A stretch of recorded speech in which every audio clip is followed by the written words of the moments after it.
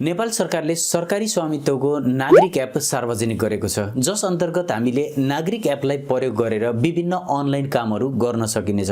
यसको अर्थ सरकारी स्वामित्वमा रहेका सम्पूर्ण अनलाइन कामहरू तपाईले सजिलैसँग यदि नागरिक एप आफ्नो मोबाइलमा प्रयोग गर्नुभएको छ भने गर्न सक्नुहुनेछ। त्यसैले गर्दा सम्पूर्ण नेपालीहरूले प्रयोग गर्न मिल्ने नेपाल सरकारले ल्याएको एप जसको नाम रहेको छ नागरिक एप हामी सबैले आफ्नो मोबाइलमा प्रयोग गर्न जरुरी छ, किनभने यसमा हाम्रो सम्पूर्ण इन्फर्मेसनहरू पनि स्टोर भएर बसिरहेको हुन्छ। आज मैले तपाईलाई यो भिडियो अन्तर्गत रहेर सिकाउने छु कि कसरी हामीले नागरिक एपलाई आफ्नो मोबाइलमा इन्स्टल गरेर प्रयोग गर्न सकिन्छ र यसका भित्र विभिन्न फिचरहरू के रहेका छन् र यसलाई प्रयोग गर्दाखेरि हामीलाई के कुराहरू फाइदा हुन्छ, यो सम्पूर्ण कुरा पनि तपाईले यो भिडियो हेरिसकेपछि राम्रोसँग बुझ्नुहुनेछ। त्यसैले गर्दा साथीहरू यदि तपाईले यस बारेमा जान्न चाहनुहुन्छ भने भिडियोलाई अन्तिमसम्म हेर्नुहोला।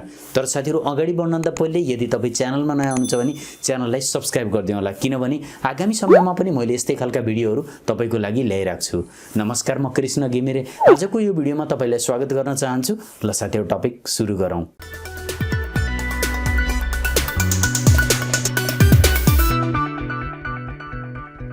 साथीहरू अगाडि बढ्नुभन्दा पहिले प्लिज भिडियोलाई लाइक गरिदिनु होला।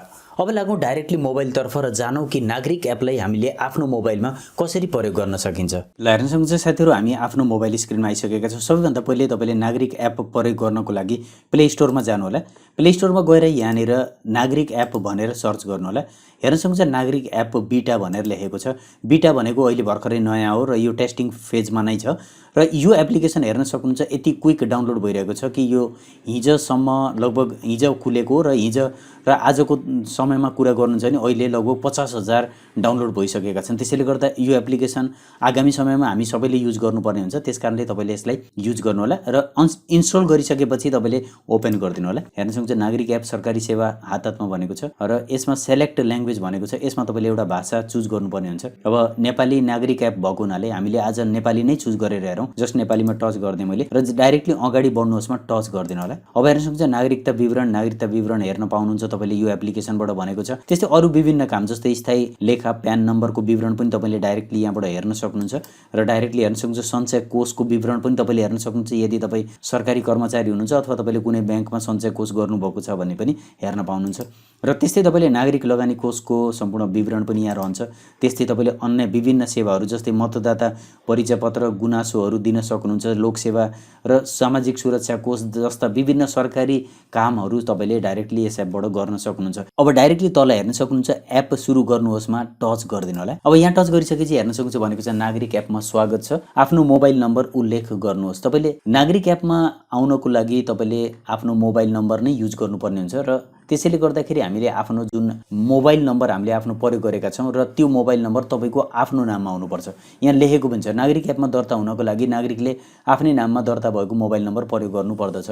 त्यसैले गर्दा तपाईँले आफ्नो मोबाइल नम्बर राख्नु होला बल्ल मात्रै त्यो, किनभने मोबाइल नम्बर तपाईँको जुन हुन्छ तपाईँले लिने क्रममा नागरिकता तपाईँले जम्मा गराउनु भएको थियो वा आफ्नो ड्राइभिङ लाइसेन्स दिनुभएको थियो भने त्यहाँ रहेको सम्पूर्ण इन्फर्मेसन पनि अटोमेटिक यसले ल्याउँछ। किनभने सरकारी एप्लिकेसन हो, किनभने सरकारसँग हामी सम्पूर्णको डाटा रहेको हुन्छ। जस्तै हाम्रो नागरिकता रहन्छ, जस्तै हाम्रो पासपोर्टको डिटेल रहन्छ, प्यान नम्बर दर्ता गराउनु त्यो डिटेल छ।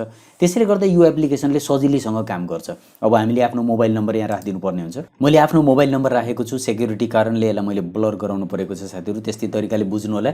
र यो मोबाइल नम्बरमा अब 6 अङ्कको कोड पठाइनेछ भनेपछि अगाडि बढ्नुहोसमा टच गरिदिनु होला। अब हेर्न सक्नुहुन्छ 6 अङ्कको कोड तल राख्नुहोस् भनेको छ। 6 अङ्कको कोड आइसकेको छ। अब यहाँनिर मैले एलाउ गरिदिन्छु, अटोमेटिकली त्यो कोड पनि यहाँ आइरहेको हुन्छ। जस्ट अगाडि बढ्नुहोसमा टच गरिदिनु पर्ने हुन्छ। अब हेर्न सक्नुहुन्छ अगाडि बढ्नुहोसमा टच गरेपछि अर्को अप्सन आएको छ नागरिक प्रमाणीकरण। नागरिक एपमा दर्ताको लागि नागरिकले आफ्नो विवरण प्रमाणित गर्नुपर्ने हुँदा निम्न मध्ये कुनै परिचय पत्रबाट पहिचान खुलाउनुहोस् भनेको छ। यहाँ क्लिक गरिदिनु होला।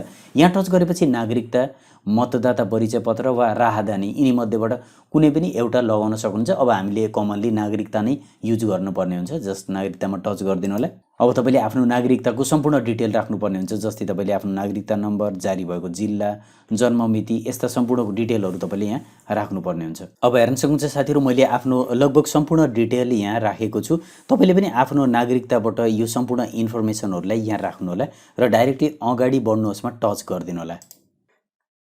ल हेर्न सक्नुहुन्छ नागरिक प्रमाणीकरण सफल भएको छ। यसको अर्थ तपाईँले जति पनि आफ्नो विवरण राख्नु भएको छ त्यो ओके छ र यहाँ सम्पूर्ण डिटेल पनि आइरहेको छ। केही सेक्युरिटी कारणले मैले केही कुराहरू ब्लर पनि गराएको छु। यस्तो तरिकाबाट तपाईँले आफ्नो सम्पूर्ण विवरण राख्न सक्नुहुन्छ। अब सबभन्दा डाउनमा आउनु होला। डाउनमा आइसकेपछि तपाईँले डाइरेक्टली यहाँ अगाडि बढ्नुहोस्मा टच गरिदिनु होला। तर साथीहरू मैले अगाडि बढ्नुहोस्मा टच गर्दाखेरि यहाँ रातो कलर देखाएको छ। यसको अर्थ हामीले यसमा केही रिमेनिङ जुन फिल्डहरू छन् जसमा यहाँ खाली राखिएको छ ती फिल्डहरूलाई हामीले भर्न जरुरी हुन्छ। जस्तै फादर नेम भनेको छ, फादरको नाम राखिदिनु पर्ने हुन्छ।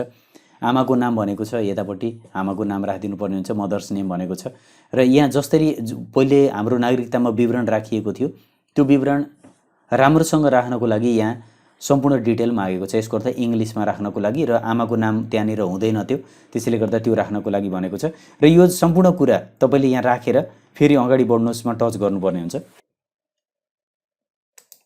अब हेर्न सक्नुहुन्छ अर्को स्क्रिनमा भनेको छ दर्ता प्रक्रिया सफलपूर्वक सम्पन्न। नागरिक एपमा दर्ताको सबै प्रक्रिया पुरा भएको छ। अब नागरिक एप प्रयोग गर्न सक्नुहुन्छ। यसको अर्थ अब हामीले आफ्नो नागरिक एपलाई सजिलैसँग प्रयोग गर्न सकिन्छ। तपाईँले एउटा पिन कोड सेलेक्ट गर्नुपर्ने हुन्छ। यसको अर्थ पिन कोड सेट गर्नुपर्ने हुन्छ। जस्ट पिन कोड सेट गर्नुहोस्मा टच गरिदिनु होला र एउटा पिन कोड सेट गर्नु होला 4 डिजिटको, किनभने यो पिन कोड तपाईँले आगामी समयमा यो एपका भित्र छिर्न र विभिन्न यसका काम गर्नको लागि काम लाग्नेछ। त्यसैले गर्दा मैले एउटा एप कोड राखेँ, पिन कोड राखेँ। पिन कोड राखेर अगाडि बढ्नुहोस्मा टच गरिदिनु होला। पिन कोड पनि सफलतापूर्वक सेट भएको छ। यसको अर्थ हामीले सम्पूर्ण काम हामीले सफलतापूर्वक कम्प्लिट गरेका छौँ। स्वागतम भनेको छ, टिक मार्क लागेको छ। अब हामी भेरिफाइड भइसकेका छौँ र अब हामीले नागरिक एपलाई प्रयोग गर्न सक्छौँ।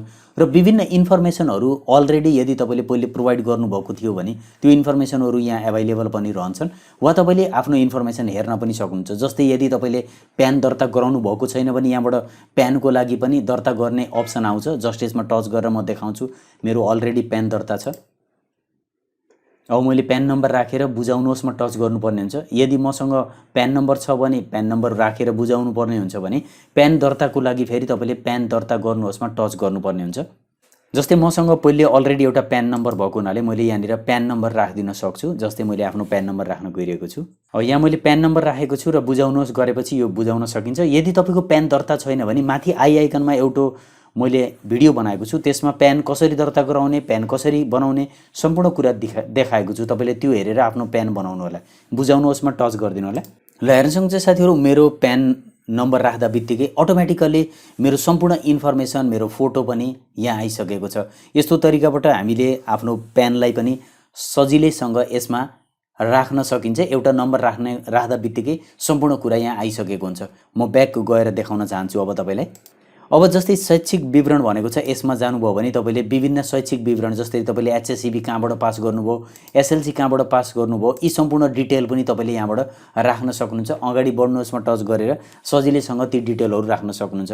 मैले अहिले भर्खरै यो राखिनँ, तर तपाईँलाई इच्छा छ भने यहाँबाट चुज गर्दै राख्न सक्नुहुन्छ। मार्क्स ग्रेड गरेर राख्न सक्नुहुन्छ।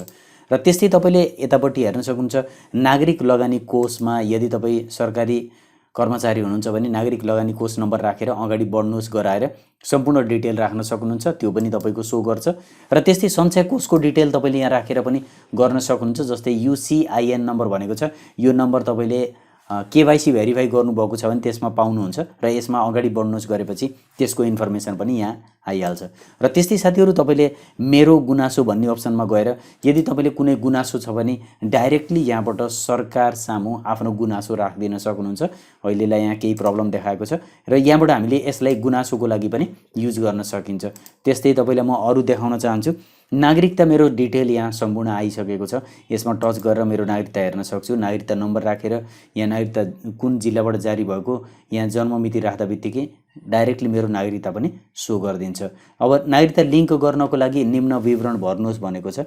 यदि तपाईँले अहिले भर्खरै लिङ्क गर्न चाहनुहुन्छ भने यो विवरण राखिदिन सक्नुहुन्छ। म राखेर देखाउन चाहन्छु। तपाईँले आफ्नो सम्पूर्ण डिटेल राखेर अगाडि बढ्नुहोस्मा टच गरिदिनु होला।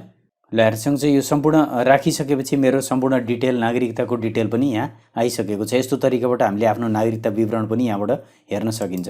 त्यस्तै साथीहरू यहाँ राहदानी भनेको छ। यदि तपाईँले पासपोर्ट निकाल्नु भएको छ नि यहाँ टच गरेर आफ्नो पासपोर्ट नम्बर राखेर अगाडि बढ्नुहोस् गर्नुभयो भने त्यो पनि यहाँ सम्पूर्ण डिस्प्ले गर्नेछ। र त्यस्तै मतदाता परिचय पत्र यदि तपाईँले निकाल्नु भएको छ भने त्यसको पनि मतदाता परिचय पत्र नम्बर राखेर त्यसलाई पनि तपाईँले यहाँ लिङ्क गर्न सक्नुहुन्छ। तपाईँले जति पनि अप्सनहरू यहाँ भनेको छ त्यो अप्सनहरूलाई सजिलैसँग यहाँबाट लिङ्क गराउन सक्नुहुन्छ। अब यतापट्टि ड्यासबोर्ड भन्ने अप्सन रहेको छ तल, यसमा टच गरिदिनु होला। यसमा टच गरेपछि तपाईँ सुरुको ड्यासबोर्डमा हुनुहुन्छ जुन अहिले देखिरहेको छ। अथवा तपाईँले यतापट्टि अप्सन हेर्न सक्नुहुन्छ, विभिन्न केही कुराहरू नोटिफिकेसनहरू आएको छ भने त्यो कुरा यहाँ देखाइरहेको हुन्छ। अहिलेसम्म कुनै पनि नोटिफिकेसन आएको छैन, त्यस कारणले यहाँ डिस्प्ले गर्दैन। र यो साइडमा आफ्नो प्रोफाइल देखाइरहेको हुन्छ। यसमा टच गरेर तपाईँले आफ्नो प्रोफाइल जुन नम्बर तपाईँको एड गर्नुभएको छ त्यो, अनि तपाईँको जुन मेरो क्रियाकलापहरू भनेको छ सेटिङहरू, विभिन्न सेटिङ पनि यहाँबाट म्यानेज गर्न सक्नुहुन्छ। अथवा तपाईँले लगआउट गराएर आफ्नो यो एप्लिकेसनबाट बाहिर जान पनि सक्नुहुन्छ। र तपाईँले साथसाथै आफ्नो फोटोहरू म्यानेज गर्न पनि सक्नुहुन्छ। तर अहिले भर्खरै यसले राम्रोसँग काम गरेको छैन साथीहरू। यसमा केही समयमा यसमा विभिन्न अपडेट आइरहँदाखेरि तपाईँले आफ्नो फोटो राख्न पनि सक्नुहुन्छ। सेटिङमा गएर विभिन्न सेटिङहरू जस्तै तपाईँले आफ्नो ल्याङ्ग्वेजलाई इङ्ग्लिसमा गराउन सक्नुहुन्छ, यहाँ गएर इङ्ग्लिस चेन्ज गरिदिन सक्नुहुन्छ। त्यस्तै तपाईँले चेन्ज पिनकोड गराएर आफ्नो पिनकोड जुन 4 डिजिटको पिनकोड थियो त्यसलाई पनि चेन्ज गरेर नयाँ बनाउन सक्नुहुन्छ यहाँबाट। त्यस्तै तपाईँले रिमुभ पिनकोड गरेर पुरानो पिनकोडलाई हटाउन पनि सक्नुहुन्छ। जुन बेलामा तपाईँले यो पिनकोडलाई रिमुभ गरिदिनु भयो भने एप्लिकेसनमा लगइन गर्नको लागि पिनकोड आवश्यक पर्दैन। तर यस्तो नगर्नु होला, किनभने हाम्रो सुरक्षाको लागि पनि पिनकोड एकदमै अनिवार्य हुन्छ। र यति काम गरिसकेपछि लगभग हामीले अहिलेको अवस्थामा यसका सम्पूर्ण काम गरिसकेका हुन्छौँ। होममा गएर तपाईँले सम्पूर्ण ड्यासबोर्ड हेर्न सक्नुहुन्छ र तपाईँले यहाँ विभिन्न सर्भिसहरू जुन गभर्मेन्टले प्रोभाइड गरेको छ, all government service in this app भनेको छ। आगामी समयमा यसमा अरू विभिन्न फिचरहरू पनि एड गरिँदै जानेछ र त्यो बेलामा हामीले यसका विभिन्न फिचरहरूलाई पनि सजिलैसँग प्रयोग गर्न सकिनेछ। यति थियो साथीहरू यो भिडियोमा सम्पूर्ण कुराहरू अब तपाईँले सिकिसक्नु भएको छ र यस्तै तरिकाबाट आगामी समयमा तपाईँले यसलाई प्रयोग गर्न सक्नुहुनेछ। भिडियो मन परेको छ भने लाइक गरिदिनु होला। ल हेर्न सक्नुहुन्छ साथीहरू, यस्तो तरिकाबाट सजिलैसँग हामीले पनि नागरिक एपलाई प्रयोग गर्न सकिन्छ। र यसलाई प्रयोग गरिसकेपछि नेपाल सरकार अन्तर्गत रहेका विभिन्न सरकारी स्वामित्वका विभिन्न कामहरूलाई सजिलैसँग यसै एप मार्फत पनि गर्न सकिनेछ। र साथसाथै आगामी समयमा विभिन्न जुन अर्ध सरकारी संस्थाहरू छन् त्यसलाई पनि यसमा समेट्दै लैजाने भएको छ। त्यसकारणले पनि यो एप्लिकेसन हाम्रो लागि एकदमै उपयुक्त एप्लिकेसन हो। आशा गर्दछु भिडियो हेरिसकेपछि तपाईँले पनि यसबारेमा सम्पूर्ण कुराहरू राम्रोसँग बुझ्नु भएको छ। यदि तपाईँले यो राम्रोसँग बुझ्नु भएको छ भने प्लिज भिडियोलाई लाइक गरिदिनु होला। धेरैभन्दा धेरै साथीहरूलाई भिडियो सेयर गर्न नभुल्नु होला, किनभने धेरै साथीहरूलाई यसबारेमा जानकारी मिल्नेछ। यदि एपको बारेमा तपाईँले केही कुरा सोध्न चाहनुहुन्छ भने तलपट्टि कमेन्ट सेक्सनमा कमेन्ट राखिदिनु होला। मलाई पर्सनली जोडिन चाहन्छ भने टेक्निकलभ्यू 71 इन्स्टाग्राम आइडीमा फलो गर्नु होला र साथसाथै तपाईँले ट्विटर आइडी टेक्निकलभ्यू 3 मा पनि फलो गर्नु होला। अहिलेको लागि यति राख्न चाहन्छु। छिट्टै नयाँ भिडियोमा भेट हुनेछ। धन्यवाद।